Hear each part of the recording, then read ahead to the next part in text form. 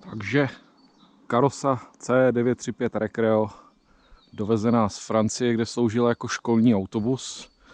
Má za sebou 300 000 km, mírně oprejskaný nárazník a nějaký další menší neduhy. V tomhle videu vám chci ukázat, co ten autobus všechno má, umí, co neumí, co mu nefunguje, jak moc funguje a tak dál.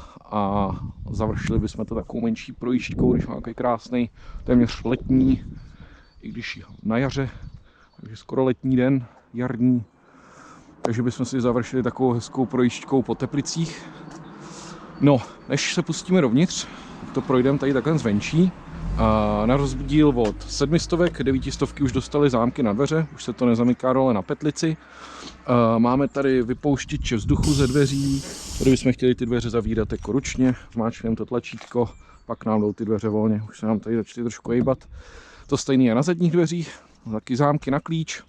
Kdybychom se tam chtěli dostat a ještě máme tlak ve dveřích, tak je tady schovaný takový tlačítko, který když zmáčknu, tak můžu ovládat přední dveře. 700 to měly umístěný za nárazníkem. Zároveň se tady schovává víčko od nádrže. Mě čeká tady oprava dveří, který mají trošku povolený tady ten kloup. Takže proto se nám ta 1,5 nebude úplně plnohodnotně otvírat. Tak, tady to jsou zavazadelníky. Dostáváme se tam standardní dveřní klikou, která je součástí bavy vozidla. Zavazadelníky jsou poměrně veliký.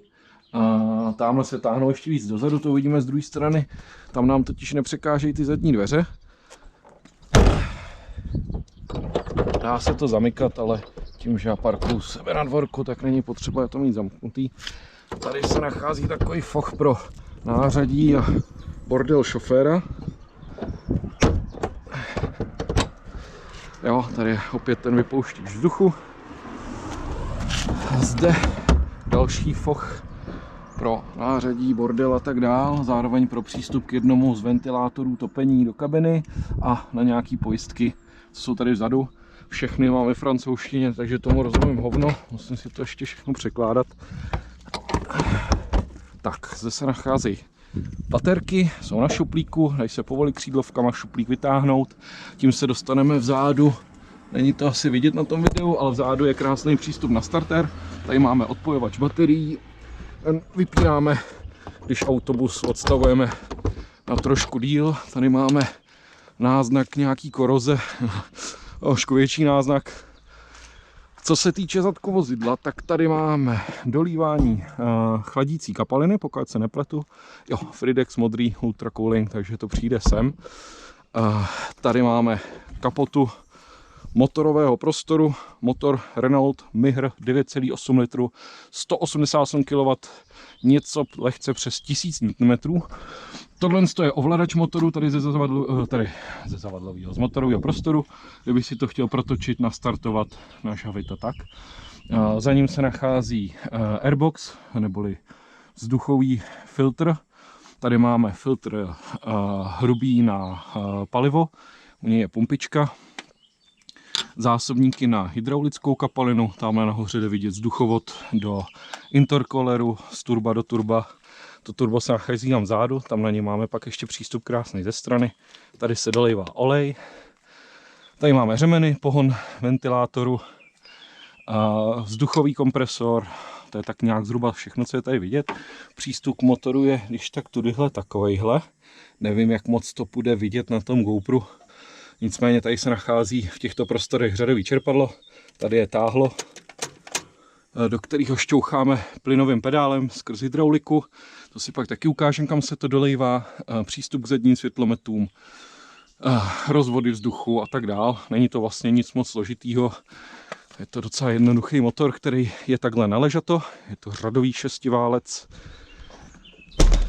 Kdybychom se potřebovali dostat na turbínu, neboli přeplňování motoru, to se dělá tady odsaď.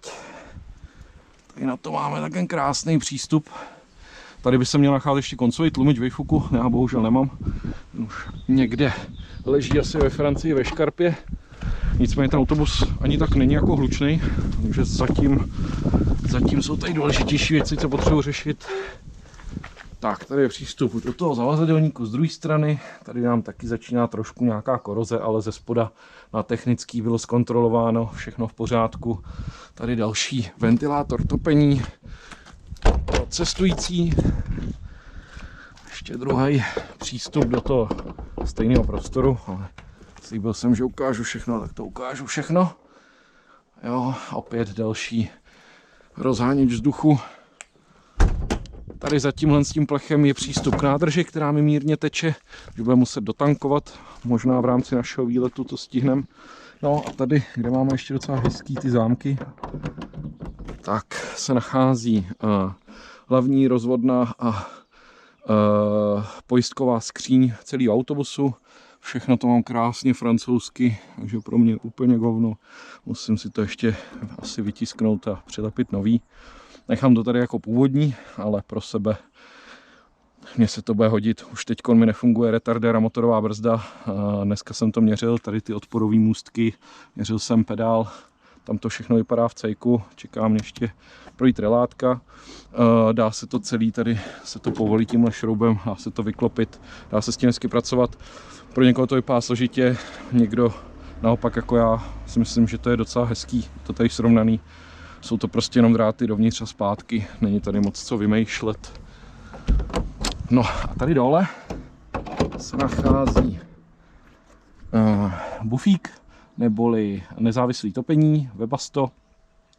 Měly by tu být 2 hevery, mám tu bohužel jenom jeden a sem se dává kapalina do ostřikovačů, kterou taky teďko nemám úplně správně zapojenou, jak by měla být. Nějak takhle by to tam mělo být strčený, aby to sálo tu vodu. Takže je to docela chytrý, nemáme samostatnou nádobku, prostě koupíme do ostřikovačů, sem postavíme, uděláme díru, můžeme stříkat. Tak. Co se týče předku, tak tady už zbývá jenom ta přední kapota. Pod tou není nic extra zajímavého. Je tu chladič, ventilátory hlavně na čelní okno a pak servisní přístup k pedálům, který docela cením. Už jsem se tam musel hrabat, odzdušňoval jsem plyn, je to super. Jinak tady vepředu, když si tam lehnu, tady můžeme vidět rezervní kolo a tamhle je přípojka na vzduch, kdyby bylo potřeba autobus někam táhnout. No, to jsme sfoukli zvenku asi všechno. Teď se mrkneme na to, jak to vypadá vevnitř. Tady nám brečí mýtná brána, která v tomhle teplu moc nedrží na tom okně. Tak, stanoviště řidiče, tam se podíváme o tom důsledně. Tady máme 2 pasažéry, který se vypravili dneska na výlet s náma. Je jim trošku vedro, tak snad chvilku možná pojedu s otevřenýma dveřma tady po vesnicích, ať se trošku vyluftujem. Tahle konfigurace, co tu je teďkon, ta není původní. Vzhledem k tomu, že to je školní autobus, tak má navíc tyhle madla po stranách na těch sedačkách. Jinak sedadel tu bylo 49 ve všech jakoby řadách. S tím, že pro moje potřeby jsem si to přeskládal takhle. Jezdíme na různý výlety s partama lidí. Autobus budete moct vidět letos na dýmkobraní a na dýmkách na kopci, kam pojedeme s naším barem a s dýmkama, takže tady budou takové stolečky. Bude možnost si dát dýmku kolem autobusu a i přímo v autobuse. Co se týče teda toho vnitřku jako takového, klasika, je to prostě 9 kg, šoupací okna, ještě vkládaný. Není to ten modernější bus s těma lepenýma oknama. Máme tu skosenou záď na rozdíl od těch 954 a dalších, který už ji mají rovnou. Je to vlastně tady ta část je tady navíc oproti 7 kg, kvůli tomu, aby se tam vešel ten retardér. Ze 7 kg jsme naopak podědili tady to stropní okno, šíbr, který jde otvírat proti směru, po směru jízdy anebo naplno takhle v jedné té fázi. Nicméně všechny ty další šíbry už máme ty modernější, které jdou otevírat vlastně na 2 kroky. A taky po směru, proti směru jízdy, anebo úplně celý naplno. Tak, co se týče těch deklů tady na zemi, tak tudyma se dostaneme, tam jak jsem ukazoval, k tomu táhlu toho plynu, tak vlastně za něj tady vidíme celou ten zbytek toho motoru, kdyby se sem potřebovali z nějakého důvodu dostat. Tudy se dostáváme potom k převodovce. Tady, jak dává napovědět, když jsou tu vidět ty nadkolí, tak tudy se leze k diferenciálu a k zadní nápravě. Ještě nevím, co se schovává tady pod těma malýma kulatýma, kterých tu je asi tak 5, 6. A to je asi z deklů všechno. Ještě tady na zemi vlastně napojený na jednu tu sedačku, co byl tady, je nějaký termostat, či tak něco. Ještě nevím, k čemu to přesně je. Dveře, standardní klasika, stejně jako zvenku máme ty ventily na vypouštění vzduchu, stejný jsou i tady nad tím. Můžete si povšimnout, že opět francouzština všude tady kraluje. Máme ji po celém autobuse. Jezdilo to vlastně od roku 1998 ve městě Remeš jako školní autobus. V roce 2012 se autobus z aukce vrátil potom zpět do České republiky, kde jezdil pro Railbus v jižních Čechách, na výlukách především. Z té éry nám tady zůstaly nějaký na památku ještě výlukové cedulky. Jste viděli, že nekecám. Jo, tak něco málo tady pro ČD Šumava, České dráhy, výluky. Jo, těch cedulek tady je milion. Někdy možná třeba v příštím videu to můžeme projít, ale myslím si, že to nikoho moc nezajímá. Dotiskl jsem si sem pro mě důležitý informace, snad to bude vidět. Nejdůležitější je výška, 3,165 metrů. To znamená mosty, co jsou 3,2 metru a výš, tak pod těma projet můžeme, nebo jiné překážky. Délka autobusu 11 metrů nebo 11,5 metrů, dejme tomu zaokrouhleně, šířka 2,5 metru. Tak, co se týče stanoviště řidiče. Tam se spadla krabička na mýto, tam snad cucnu silikonem. Vezmu to asi zleva doprava. Máme tu ovladač Webasto, nezávislé otopení, můžu ho ručně spustit. Snad to uvidíte dobře. Můžu ho ručně zapnout, můžu ho naprogramovat, aby se samo spínalo v určitý hodiny. Pak tu máme ovladač elektrických zrcátek na klápění, to už mě bohužel nefunguje. Tohle je sepnutí vlastně pomocného čerpadla okruhu topení nezávislého a tohle by měl být přívod paliva do toho čerpadla, aby se mohlo sepnout. V prvním fázi poběží prostě jenom na to teplo zbytkový, v druhý už by to mělo topit. Tohle je výřev zrcátek, taky u mě nefunkční. Tohle dodělávaný tlačítko nevím, co je na tom symbolu větráku, až to mám zaplírači pro jistotu, kor teďko takhle v těch letních měsících. Tady se nachází parkovací brzda, zadní mlhovka, přední mlhovky, neznámý tlačítko, nic to nedělá, nebo nepovedlo se mi zjistit, co by to mělo dělat, nicméně je to dodělávaný, není to originál. Originál v návodu tady není na tu funkci nic napsáno.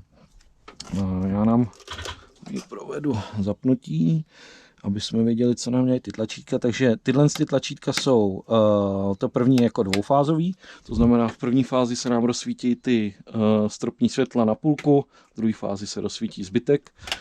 To druhý tlačítko už je jednofázový a způsobí nám jenom noční osvětlení, takový tlumený. Pak je tady ještě jedno tlačítko na světla a to se týká těch dvou nahoře, támhle a támhle. U mě nefungují, nejsou tam správně žárovky.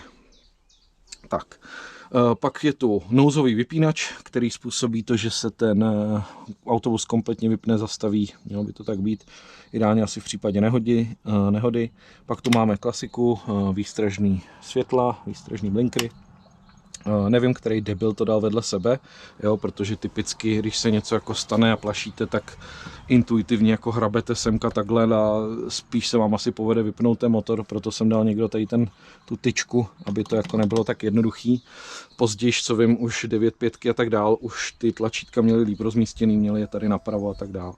Takže to se týká té levé strany. Tady máme tachograf pro dva šoféry, přičemž teďkon doufám, že to bude vidět. Teď máme nastaveno, že řídí šofér číslo 1, druhý odpočívá.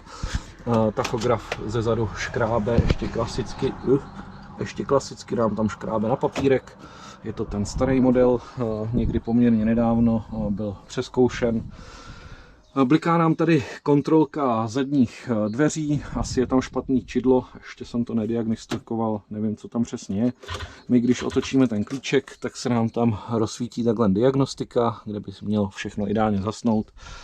A potom je tady sdružený panel přístrojů, je to vlastně ukazatel těch nejdůležitějších věcí o tom autobuse. Snad to tam uvidíte, jeden vzdušník, druhý vzdušník, co se týče brzd, tlak oleje, teplota motoru a stav paliva. Pak tu máme otáčkoměr, ten je u mě nefunkční. Schéma řazení pro lidi, co jsou zvyklí z osobáků, tak je to trošku netradiční. Nahoře jednička, pod tím zpátečka, pak je 2, 3 nahoru, 4 doprava dolů, 5 nahoru.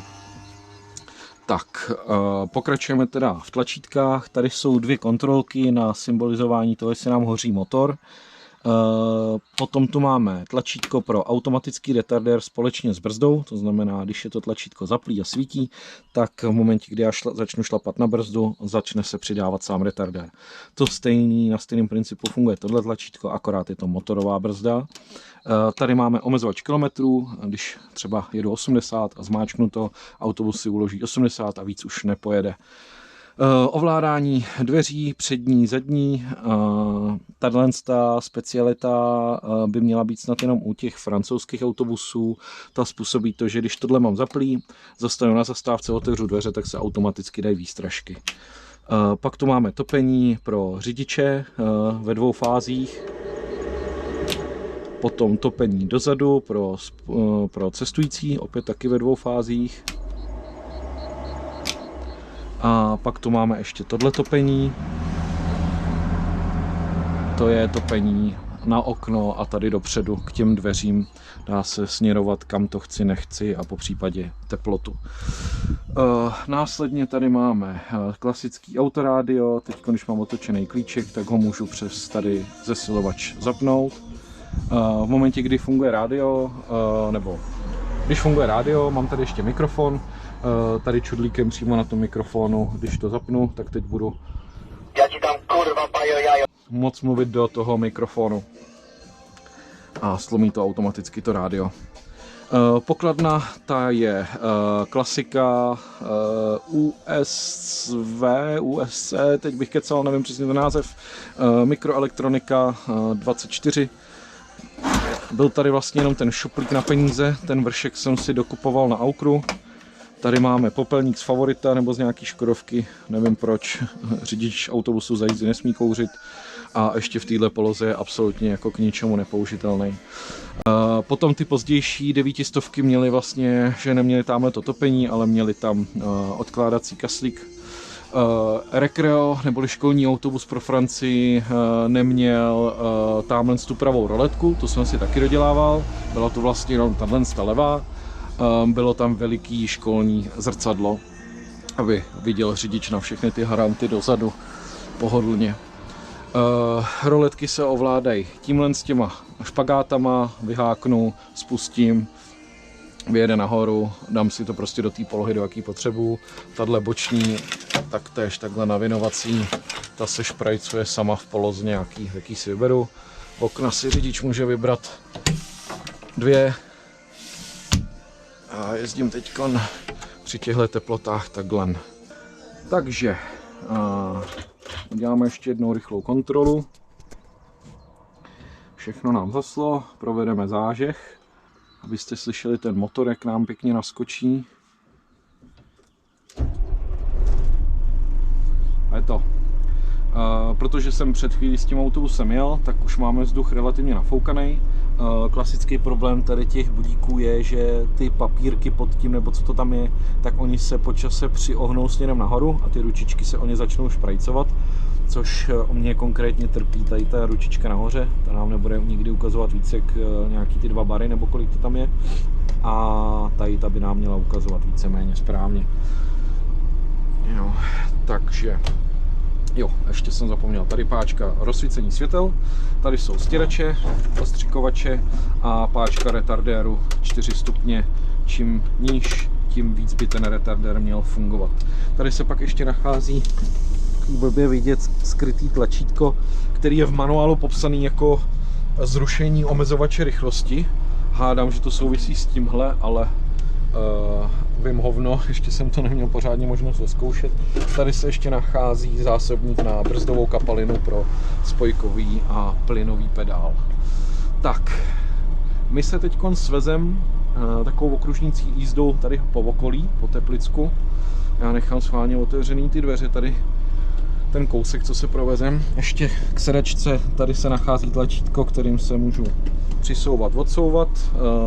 Dobrou zkušeností je při vystupování vody dozadu, po nasednutí a přípravě k jízdě se zase přisunu kam potřebuju. Tady je pak ještě taková kroutící tyčka, kterou si můžu regulovat vejšku, a tady naklápění sedadla. Správně by tady nalevo, takhle jak tam šlapu tou nohou, tak by tam měl být pedálek pro nastavení volantu. Bohužel můj je ulomený, takže z toho máme hovno. Rozsvíceno máme, šlápnu na brzdu, odbrzdím parkovací brzdu, rozhlédnu se z vozidla, jede nám tam někdo, počkáme, zařadíme první rychlostní stupeň a za pomocí trochy plynu se krásně také rozjedeme. Tak. No jo, krásně to luftuje.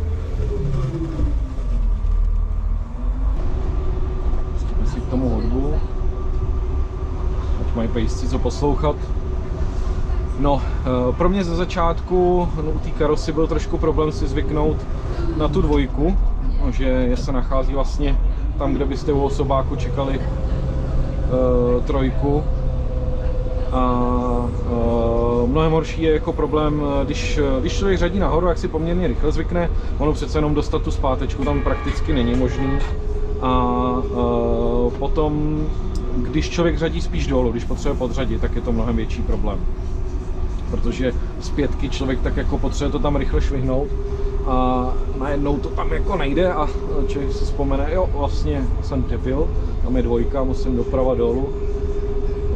Takže to je takový trošku nezvyk. Druhý další nezvyk pro mě jako řidiče osobáku, když jsem začal řídit takhle autobus, tak bylo, nebo konkrétně tady tu karosu autobusu v autoškole, to problém nebyl. Byly brzdy, protože přece jenom jak jsou vzduchový, to vozidlo má 11 tun, tak je tam taková trošku jako potřeba se naučit s tím pracovat, jo. Když na tu brzdu šlápnu, tak ona v první chvíli nic neudělá, než se to jako nafoukne a pak začne brzdit jako blázen, takže je potřeba s tím brzdovým pedálem se trošku naučit pracovat.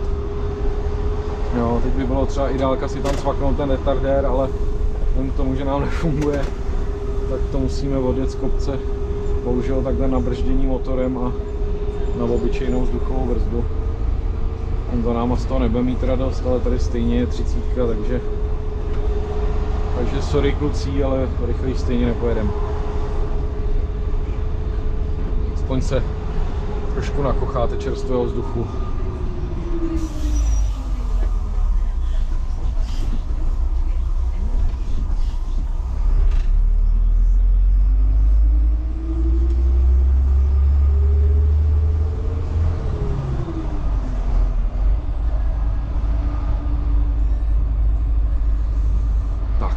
To vezmeme tady směrem sice na Bílinu, na Křemíš, ale potom to strhneme na ty Zábrušany.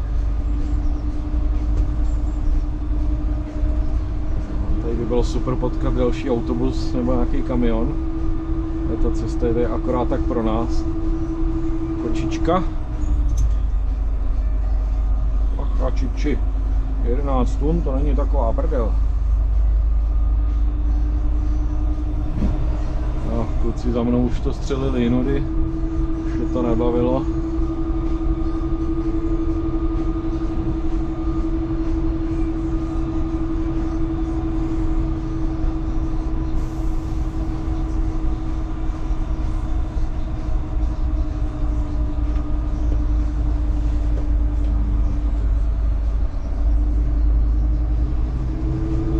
Občas se mi stává poslední dobou, že se jen tak rozsvítí kontrolka ABS-a. Dneska se to ještě nestalo, ale někdy to chytne náladu, že to začne blikat. Uvidíme, snad dneska bude mít ABS svůj den.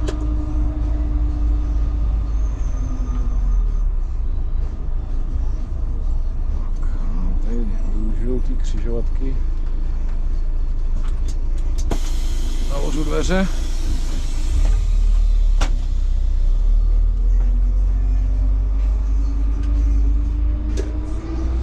Můžeme lit.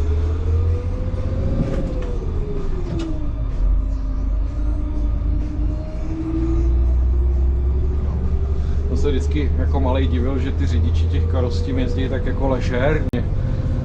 při posraně jsem si vždycky říkal, jako, že jo, protože na to nešlápne, protože vždycky tak jede, už brzdí jako hrozně dopředu. Teď jako řidič jsem moc dobře pochopil proč, ale ta karosa má prostě nějaký svoje tempo, je to poctivý stroj, jo, oproti těm, co jsem jezdil v autoškole, tam jsme měli Mana, který teda pro ty řidiče, co jezdí jako normálně v profesně, tak pro ně už to byla taky stará popelnice, ale oproti mojí karose to byl pro mě úplně moderní stroj. A to už je takovej, prostě, je to mnohem blíž tomu osobáku, jo? Je to přeposilovaný, člověk tam cvakne Dčko, ono to samo jede, jenom musí člověk trošku jako s rozvahou a v zájmu jako bezpečí a komfortu těch pasažérů řídit nějak. Ta karosa je v tomhle tom jako za mě jiná, je dost možný, že třeba to mám ovlivněný, pozor, tady Renault 5 Turbo, aspoň tak se snažil vypadat. Nevím, jestli je to jenom ten můj kousek, ale myslím si, že obecně asi platí, že tady ty starší karosy jsou prostě jsou takový jako poctivý stroje. Ty věci jdou stuha, stěžka, nemazlí se to s váma a odměnou za to je, že ty věci jako vydrží, že fungujou, že jsou jako spolehlivý. Konkrétně třeba tady na ten motor, co máme v tomhle autobuse, tak na ten jsem slyšel jinou samou chválu, že je prakticky nesmrtelný, až téměř skoro bezúdržbový.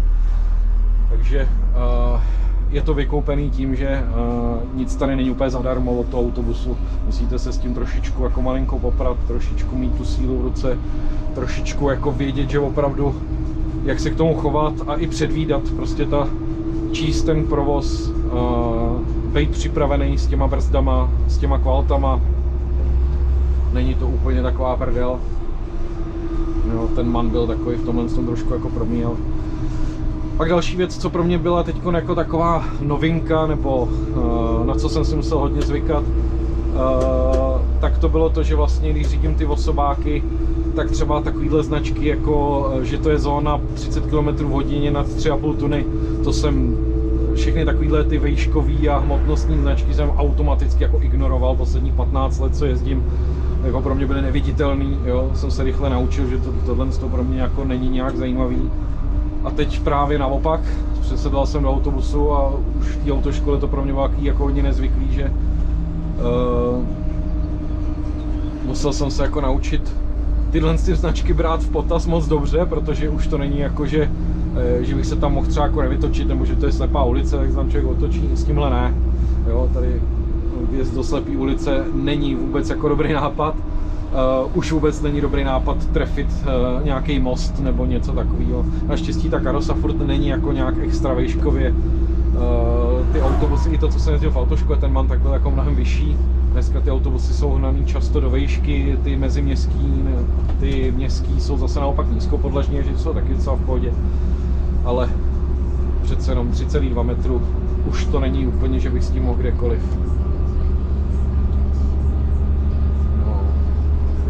Šlápnem do pedálu, ať se tam za náma taky trošku, ať si tu jízdu užije trošku.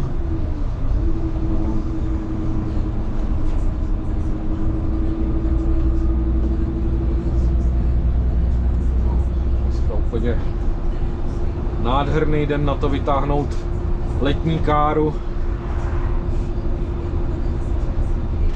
Asi ne úplně každý vytáhne karosu C935 Recreo 1034, ale jo, už zase jsem tam chtěl narvat tu dvojku. Naštěstí prostě ta převodovka se jako nedá. Mám to jako velmi jasně jako dá najevo, že tohle ne, to tam nedostaneš, to se nesnaž. Jo, vždycky to podřazování z té pětky, na to si musím ještě hodně nábacha. Ta zpátečka dvojka to mi takový problém nedělá, ale tohle to je pocuc.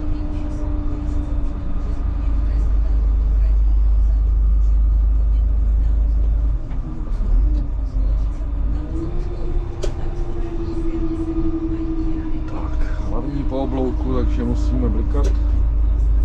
Tady značka není.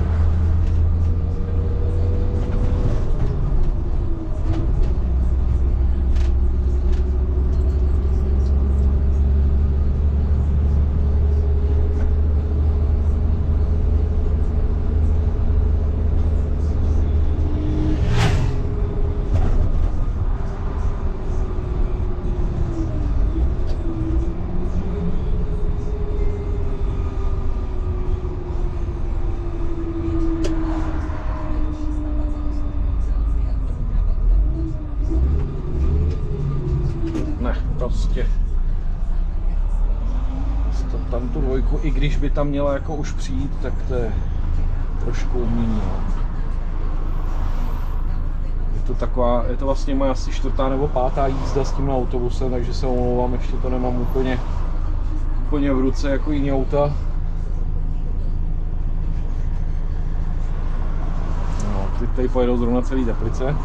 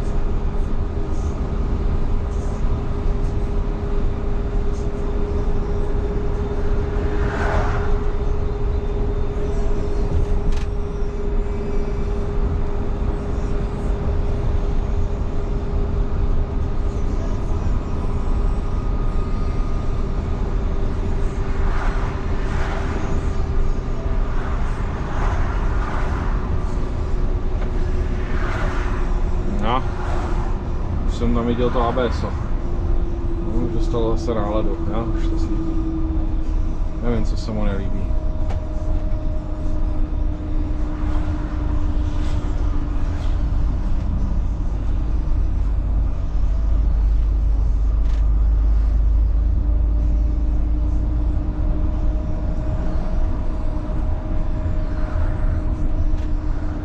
Takže to souvisí s teplem trošku, jakmile už je autobus je trošku větší teplo, to pak začne se rozsvícet, ale zatím se to nějak neprojevuje. Takže mám jiný důležitější věci na vyřešení, takže tohle mě zatím tolik netrápí.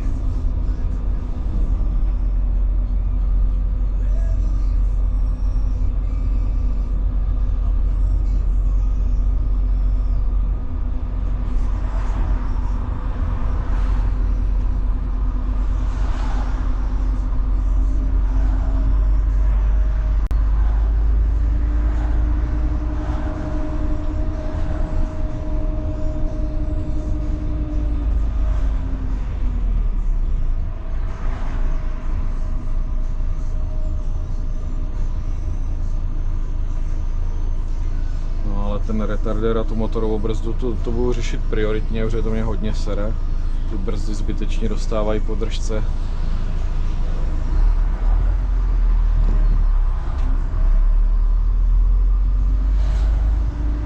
Hlavně přesně v takovéhle situaci, kdy člověk by pohodlně dobrzdil přes ten retardér, tak se tam musím pokoušet dostat tu dvojku, což ne vždycky se mi úplně povede.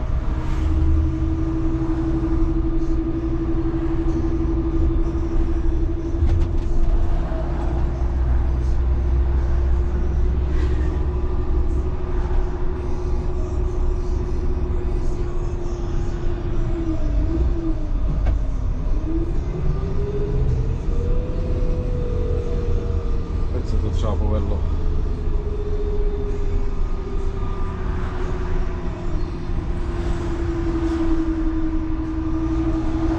Jsem si zvykl, že kluci z MHDčka mě zdravějí čile. Pak většinou koukají, co to kurva bylo za debila s takovýmhle starým křápem. Říkají, co za dopravce pošle šoféra na linku, ale s 20 let starou karosou, s 20 let, s 30 let starou karosou. Tak nebojte, nikdo takovýhle zlej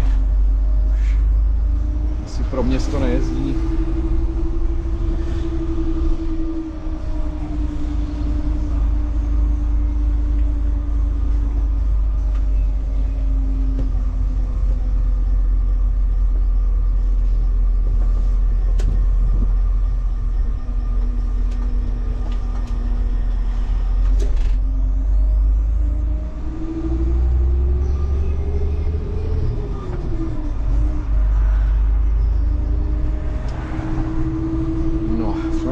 to vezmeme, projedeme nějak Teplice asi. Aby jsme to projet kolem lázní.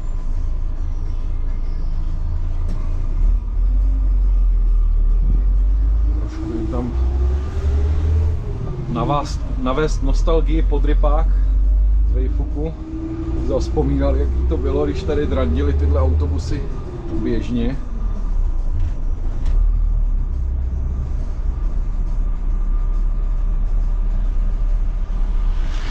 A pětka, jsem říkal.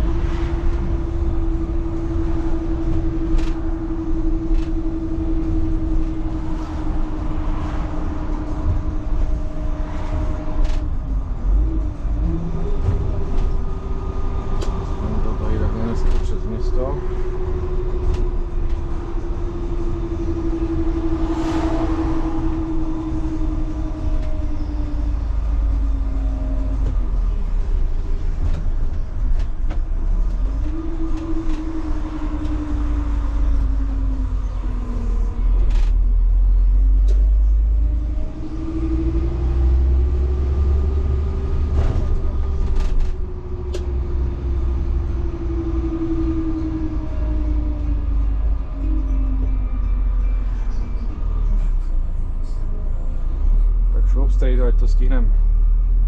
Ale jedu. Na co čekáš? Ale zelená jasně říká, že máš prostě jet.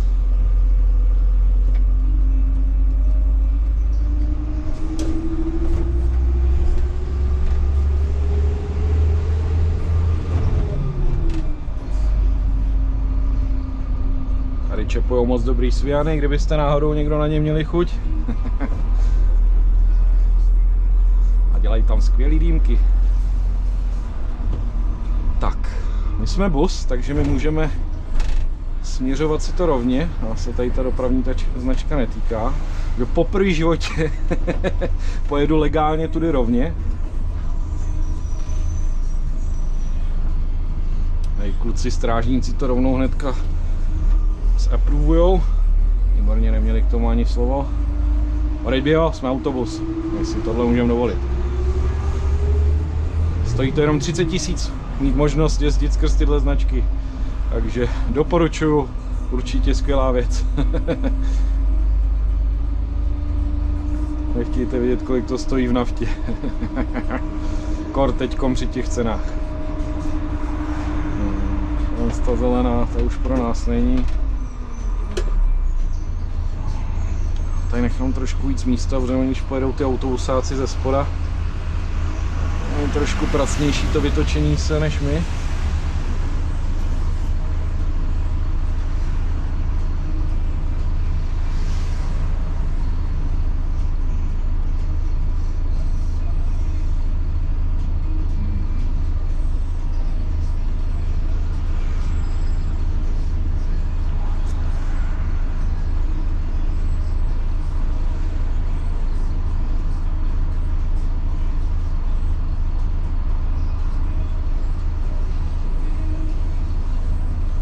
Se to vzít nahoru na Panču.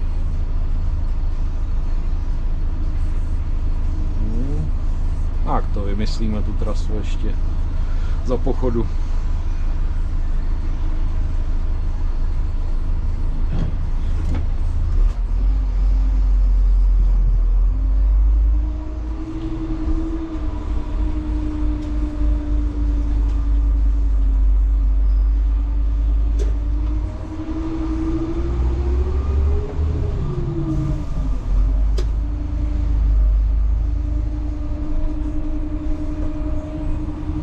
přechod je hodně zrádnej.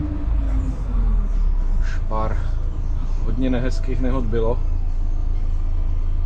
Vlastně často u osobáků se tady za tím sloupkem skryje ten chodec, aniž by to sám tušil, že je absolutně neviditelný.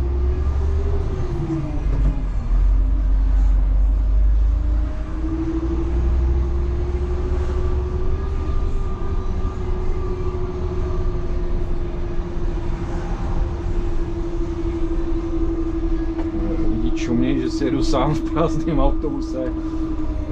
Je to levnější než iPhone. Doporučuju. Kupte si taky svůj. Konečně budete mít v MHD kde sedět, vole. Nebudete muset stát.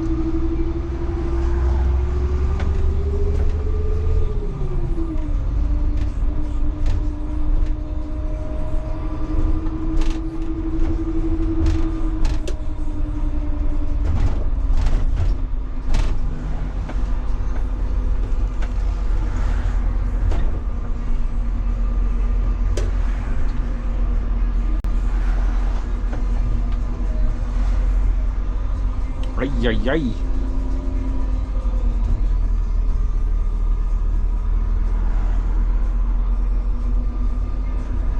Někdo zaparkoval na trávě poměrně nesměle.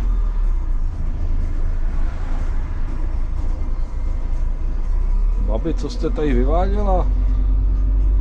A je to jasný jak facka, ty vole. Tak, my to pošlem tadyhle takhle, hezky pěkně.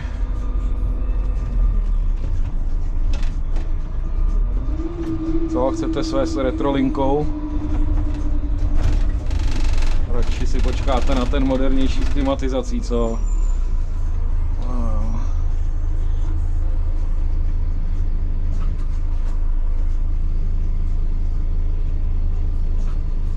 Jsem to mohl už pustit, ale já budu slušnej čekat.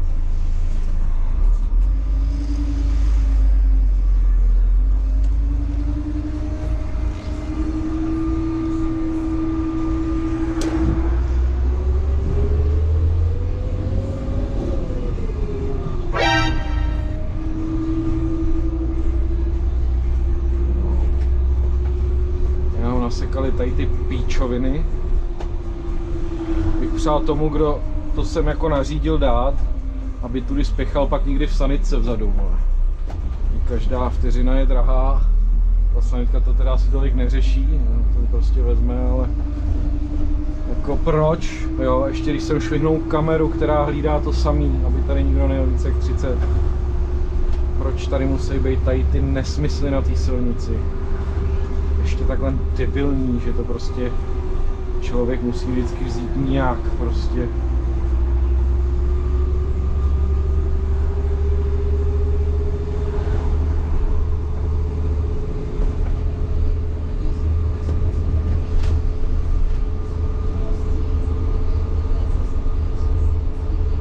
No, budeme tady babušu si trošku zastoupat do kopců směrem na Panču.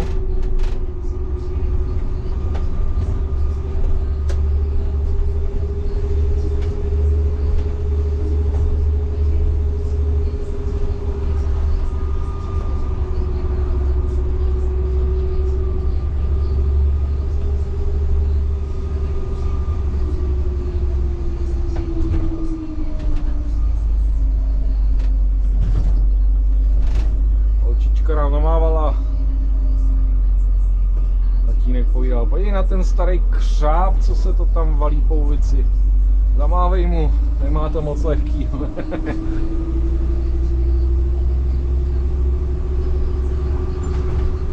No, máme přece takový menší krpál. Co myslíme? Co myslíte? Dáme to na trojku?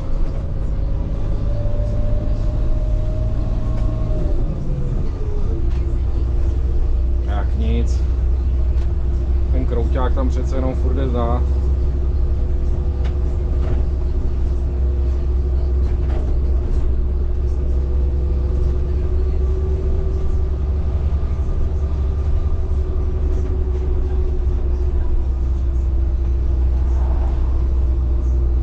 je teďka.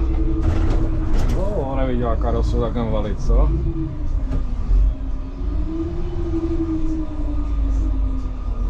Lup, lup, lup, lup, lup, lup. To zase otravuje.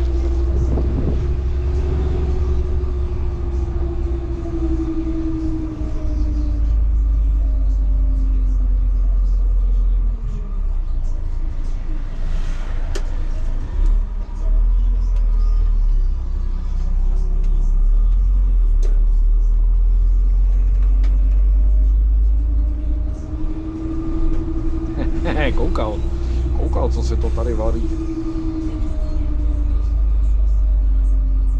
Ale jen to tady rovně na Srbice.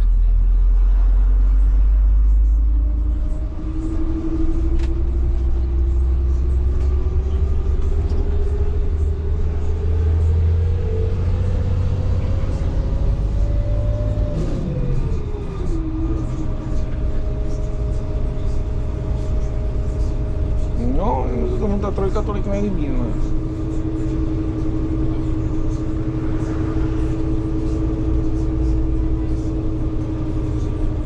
Ještě to vydrž, bábo, jsme skoro na horizontu.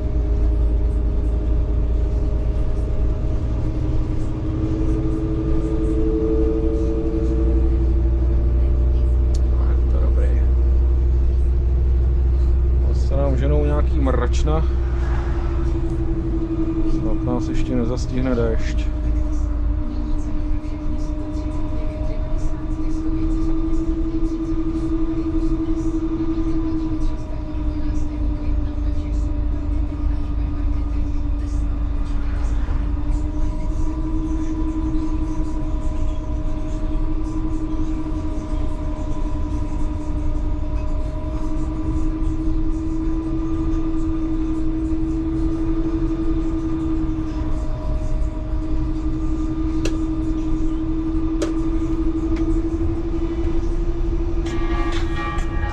A furt bude otravovat.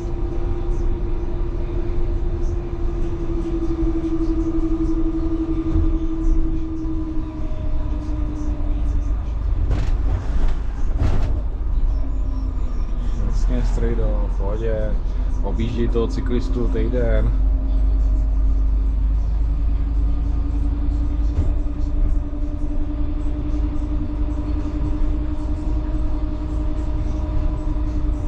Tady diriguje pán.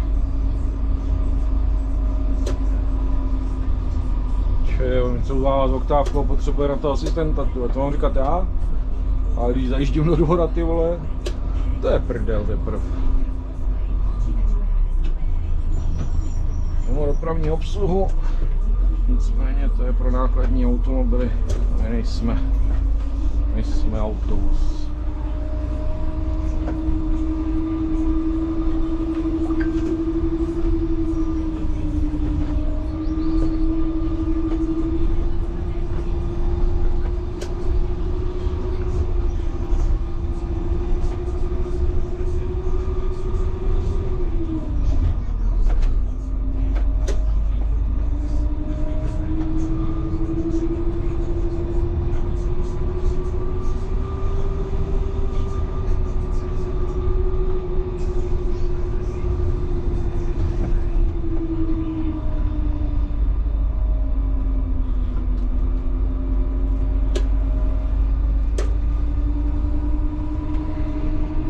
Takový štrůdl za náma.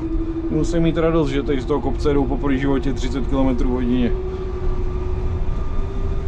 A nikam spěchat, kluci, dneska, takový krásný den. Pokochejte se s tamhle pneumatikama v poli, napravo můžete vidět koně krásný, jezdírko tady. Slyšeli, jak mě nakopou do prdele. Si říká, jaký debil, jede, vole, s karosou do prdele někam, vole. Já už chci domů z práce, mám toho plný kecky, tak budu srát tady za tím debilem modrobílým.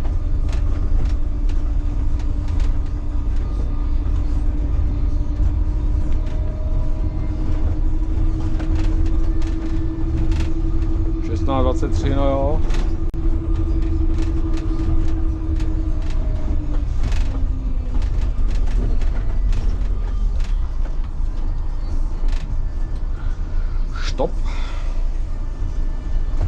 že nebudu úplně riskovat ten rozjezd z 0 na 2. Jako, jednou jsem to zkusil, jde to, ale a 1 tady má nějaký důvod. Jako když jsme takhle prázdní, jak je to v pohodě ještě docela, ale...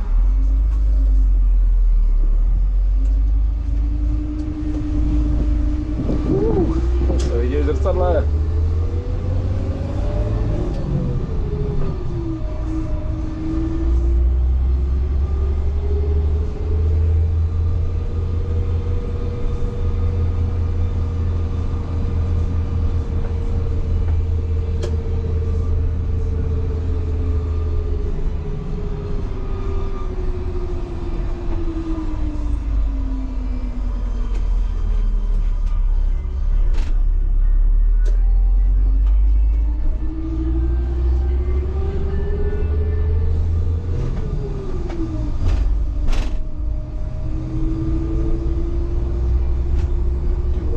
Dědula to sypal, nebyl to takový ten Javistr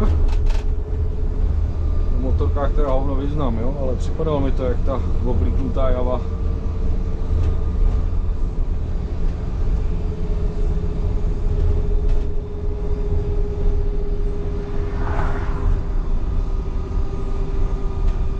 No, se modlit, aby jsme nepotkali dalšího nějakého debila na výšce s karosou, tady v té zatáčce. No, potkat tam i osobák je poměrně nepříjemný, ale potkat se tam s druhým autobusem je ještě horší. Tak rychle, než sem dojede tam ten strejda, si to očivně neuvědomuje. No, a to byla tetka. To nenapadlo, že když sem přijede pomalejš, tak se nebude muset tolik vyhýbat, ale příště.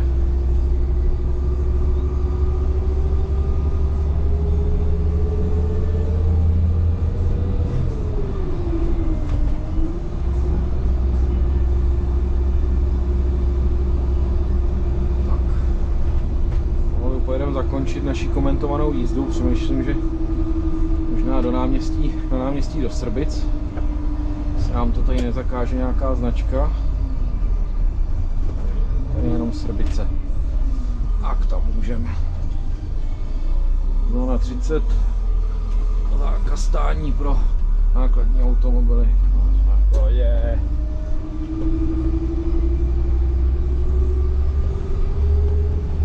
To kluci nechcete hodit někam na zápas? Furt byste se ve čtyřici. To znamená, když jsem pár sedaček vyhodil, že nikoho neodvezu.